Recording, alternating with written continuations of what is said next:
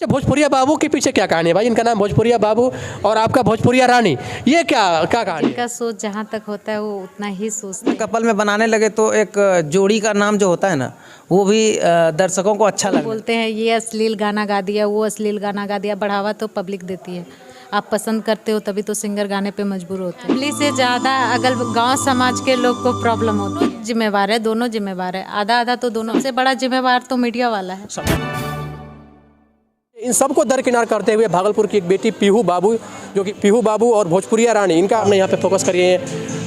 भोजपुरिया बाबू और पीहू बाबू के नाम से मशहूर है ये, और मैं अभी एक पर्सनल इंटरव्यू के लिए इनके साथ पहुँचा। हमारे साथ नमस्कार, प्रणाम, हर हर महादेव। मैं आप लोगों की पीहू बाबू आप लोगों को प्रणाम करती हूँ। आप लोग का पहले तो जनतक न्यूज़ चैनल वाले के सभी दर्शकों को मेरी तरफ से प्रणाम। अपनी बेटियों को अगर कोई डांसिंग में जा रहा है, सिंगिंग में जा रहा है, तो मान के चलिए कि पेरेंट्स अगर इस चीज़ की सहमति दे भी रहे हैं, तो उनके अगल बगल के जितने भी लोग हैं उनके मन में एक निगेटिव चीज़ आके आता है कि बेटी है, ये जाएगी पब्लिक प्लेस में डांस करेगी। ये निगेटिविटियाँ जो है, इस चीज़ों को आपने दरकिनार करते हुए अपने आप को प्रोजेक्ट किया है, और आज कहाँ है आप, ये किसी से छिपा हुआ नहीं है। इंस्टाग्राम पे, पेज पे, फेसबुक पेज पे आपका मिलियंस में फॉलोअर्स है। तो सबसे पहले तो आप इन सब चीज़ों को दरकिनार करते हुए अपने आप को इस मुकाम पे खड़ा किया, इसमें श्रेय आप किसको देना चाहेंगे? बट एक हमारे भोजपुरिया बाबू हैं जो स्टार्टिंग पॉइंट से हमें बहुत सपोर्ट किए हैं, और आज उन्हीं के सपोर्ट के वजह से और आज मैं जो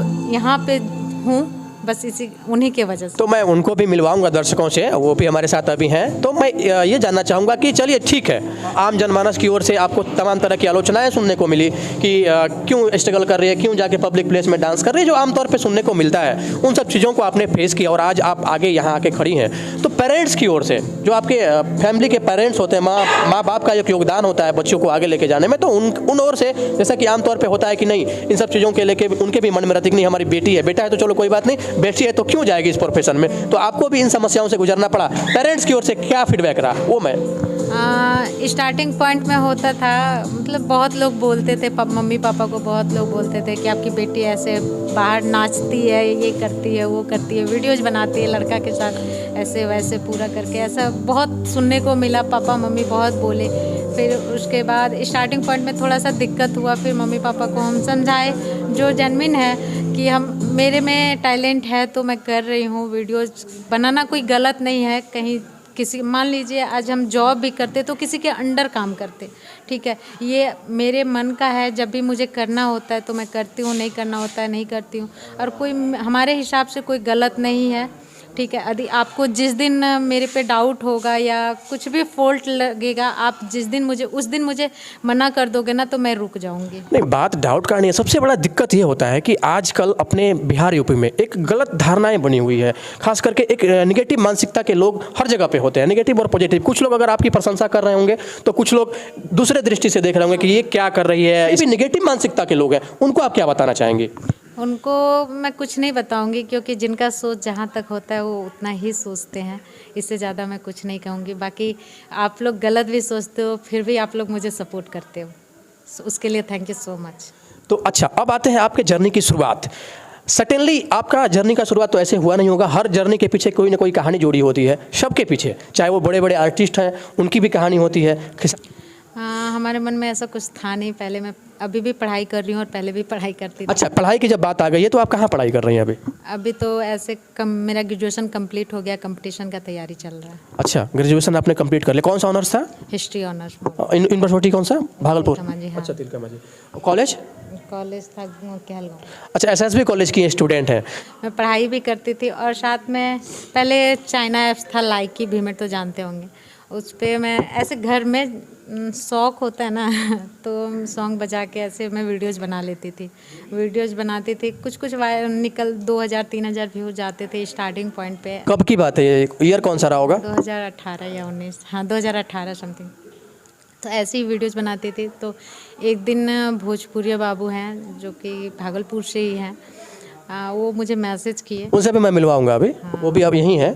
चलिए ठीक है। तो वो मुझे मैसेज किए और बोले क्या वीडियो बनाओगे, आपका वीडियो अच्छा है, आपका डांस भी अच्छा है, यदि आप बनाओगे तो कुछ अच्छा कर सकते हो, ठीक है, और इसमें कुछ गलत नहीं है, आप करके देखो, यदि आपको अच्छा लगे तो ठीक है। तो होता है ना, अनजान आदमी पे विश्वास करना थोड़ा सा मुश्किल होता है। तो फर्स्ट टाइम मैं मिली इनसे, मिलने के बाद अच्छा, स्टार्टिंग में वो बिल्कुल आपके लिए नए थे?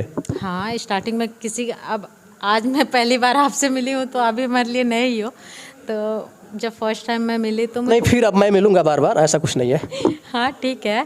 तो स्टार्टिंग में जब मैं इनसे मिली तो मुझे कुछ ऐसा मतलब थोड़ा सा लगा कि अनजान आदमी है, कैसे मैं शूट करूँगी, क्या करूँगी, नहीं करूँगी, थोड़ा सा होता है। फिर आमतौर पे जो होता है मन में, वो धारणा आपके मन में भी आई, ठीक है। तो फिर मैं आई। उस दिन ज़्यादा वीडियो भी शूट नहीं हुआ, 1-2 वीडियो, क्योंकि उनके लिए भी मैं नई थी और मैं भी, दोनों के लिए, एक दूसरे के लिए दोनों अच्छा, को। 2018 की ये घटना है? हाँ, ठीक है। उसके बाद फिर कंटिन्यू जाते थे शूट पे, फिर अच्छा रिजल्ट आने लगा, क्योंकि मतलब जो भी वीडियोज़ बनाने लगे हम इनके साथ तो वो वीडियोज़ वायरल होता था, फिर फॉलोवर्स भी गेन होने लगे। तो मैं सोची कि मुझे कुछ गलत नहीं लगा, क्योंकि वीडियोज़ बनाना आमतौर पर आज के डेट में सभी बनाते हैं, तो मैं वीडियोज़ बनाने लगी। वीडियो बनाना तो ठीक है, लेकिन पब्लिक प्लेस में वीडियो बनाना, जैसे कि आपको तमाम तरह की चीज़ों का सामना करना पड़ता मैं होगा। बता रही हूँ। तो ये नहीं कि पर्सनली हम जाते हैं पब्लिक प्लेस में वीडियो शूट करना, ऐसा कुछ नहीं है। जब भी मैं स्टेशन से कहीं और गई तो उस टाइम होता है ना, 2-4 गो वीडियो बना के मैं ड्राफ्ट में रख लेती थी, तो वो वीडियो जब मैं पोस्ट करती थी ना तो उसका रिस्पॉन्स अच्छा आता था, ठीक है। तो फिर मैं कभी भी जाती थी कहीं ना तो उस तरह से वीडियो बनाने लगी, और भागलपुर में हर एक जगह पर जाके वीडियोज़ बनाती थी, क्योंकि रिस्पॉन्स अच्छा आता था। तो मैंने बोला कि चलो कोई गलत नहीं है। और रही बात पब्लिक की, तो पब्लिक का होता है ना कि कुछ लोग अच्छा कमेंट करते हैं, बहुत अच्छा तारीफ़ करते हैं, कि उन्हें गर्व होता है कि मैं पब्लिक प्लेस में एक लड़की हो के वीडियोज़ बनाना कोई बड़ा छोटा बात नहीं है, ठीक है। कुछ लोग गलत बोलते हैं, बेशर्म है, ये है, वो है। तो मेरा मानना ये है कि आप गलत चीज़ों को देखते रहोगे ना तो कभी आप आगे नहीं बढ़ोगे। यदि हम सही हैं तो हमारे साथ कोई कुछ गलत नहीं। जी हाँ, निगेटिव और पॉजिटिव हर इंसान के अंदर होती है, और बात मैं नहीं कर रहा हूँ जो उस मानसिकता के हैं, उनके द्वारा निगेटिव चीज़ों पे विशेष ध्यान दिया जाता है, ठीक है, और पॉजिटिव पे उनका ध्यान बिल्कुल रहता नहीं है। मैं ज़्यादा नहीं सोचती, मैं बस इतना ही सोचती हूँ, जिनको जितना सोच होता है ना कि मैं इतना ही सोच सकता हूँ, इससे ज़्यादा नहीं सोच सकता। नहीं, ये पब्लिक का प्यार ही है। अगर आपके मिलियंस में फॉलोअर्स हैं और कंटिन्यू प्यार है, सच में पब्लिक का प्यार है। जो गलत भी सोचते हैं वो भी मुझे सपोर्ट करते हैं। मैं तो स्टार्टिंग में भी बोली, जो मेरे बारे में गलत भी सोचते हैं ना वो भी मेरे प्यार करते हैं, क्योंकि वो व्यूज़ देते, वो भी लाइक देते, कमेंट करते।